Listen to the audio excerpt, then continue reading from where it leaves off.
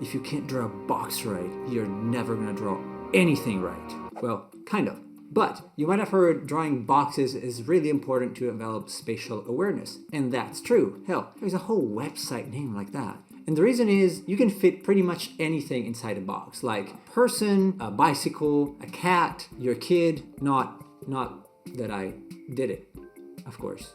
But in order for them to be useful, you gotta draw them right. And if you clicked on this video, you're probably not thinking yours are that correct. So today, I'm gonna tell you about 3 mistakes people make when drawing boxes, how to fix them, and how to prevent them from happening again. Let's go. Okay, so issue number 1 is diverging sides. And this happens when the lines on the same side of a box, they're not converge, but as I said, diverge.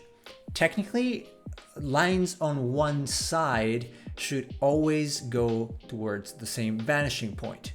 But obviously you cannot check that every single time for every box, so I guess just make sure they reasonably converge just a bit. Basically, you need them to be good enough to look correct. So when you draw one side, pay close attention to where the lines are going.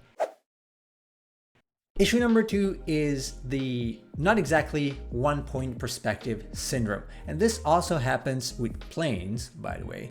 So assuming you are not in one-point perspective, because anyway, why would you? It's basically a derivative of the previous, except lines in this case are exactly parallel rather than diverging. And if one side of the plane or box has parallel lines, that's one-point perspective. So you cannot do this. The angle should always be 90 degrees. So for anything realistic to exist with 2 parallel lines, we're looking straight at it and the vanishing point is in the middle. Well, the other vanishing point. So how do you fix this? It's pretty much the same thing as before. You make sure the lines on the same side are actually converging a bit, just a bit. Or if you want to do one-point perspective in a 2-point perspective environment, just bring the vanishing point into the middle of the box.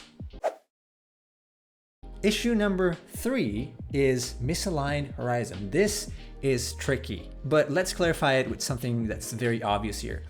So for example, if we look directly at the corner of something, do you notice anything weird? Because the lines of both sides are converging, but there is no way these are going to the same horizon line.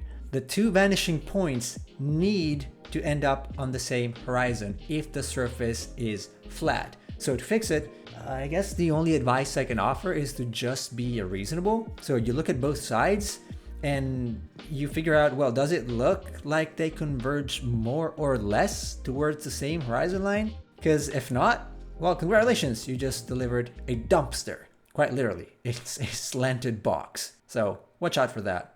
And that would be it, but I have another one for you, which is a bonus.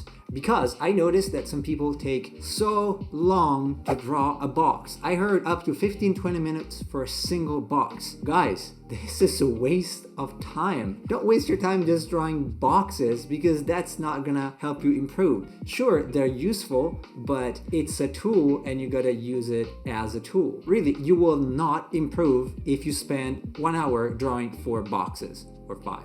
There are better ways to spend your time than just drawing boxes to improve your art. Speaking of, I actually have a video right here that you can check out and see what's the actual best way to improve your art. Alright, that's all I have for today. As always, thanks for watching and take care.